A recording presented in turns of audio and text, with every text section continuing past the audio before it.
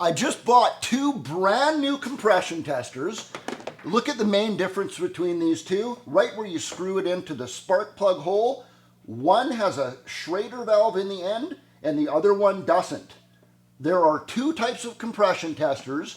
One is very accurate on your small engines and the other one is drastically inaccurate. I'm going to prove it to you right now.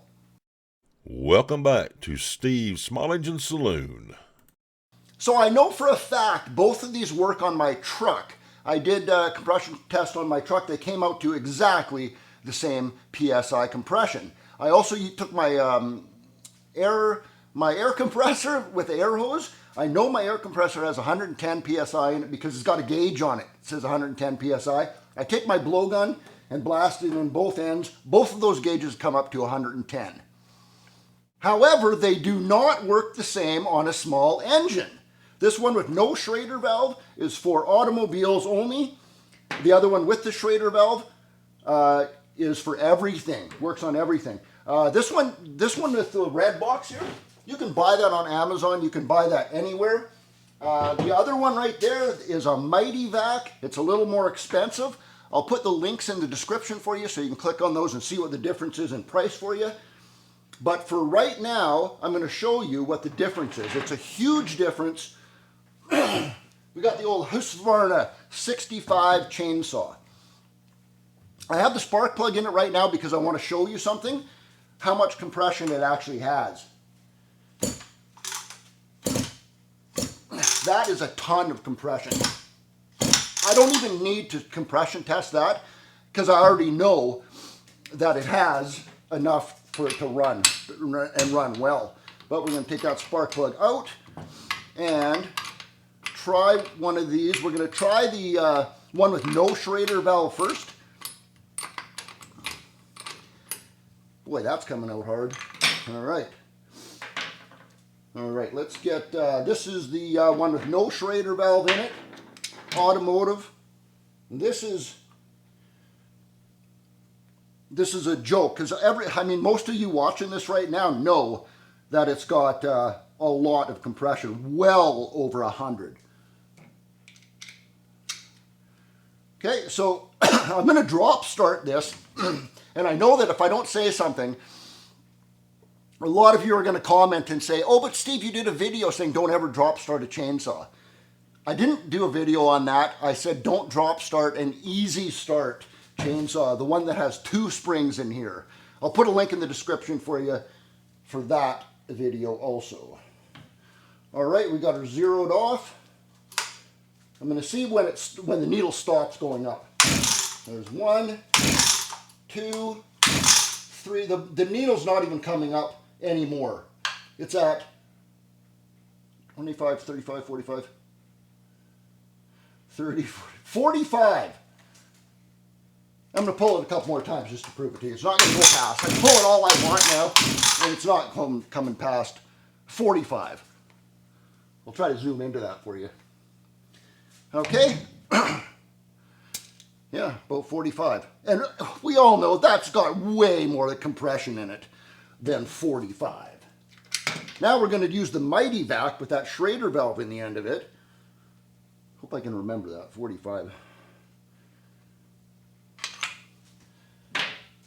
Okay, Schrader valve Mighty Vac.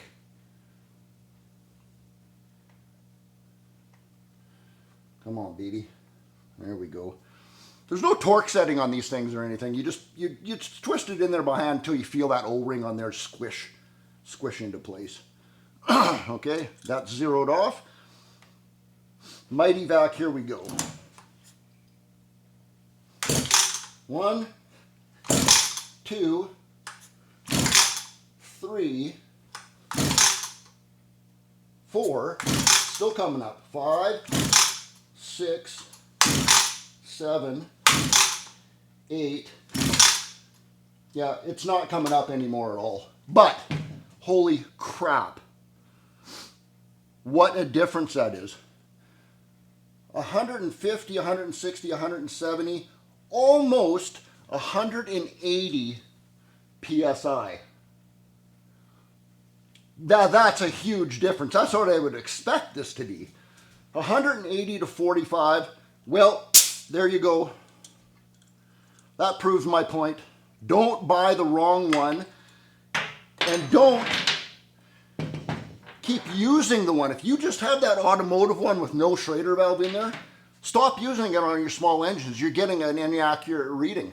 I'm on some of those Facebook groups, and you see people all the time say, okay, something's wrong with my engine. First question anybody asks, what's the compression? So they pull out their automotive tester with no Schrader valve in it, and they come back and say, well, it has 40 PSI. And then everybody's like, well, you got to rip your engine apart, do valves, it's this and that and that. And it's not. It's just because you're using the wrong type of compression tester. Compression testing is so important on small engines to diagnose your problems. I should actually have a playlist for compression testing videos because I have quite a few already.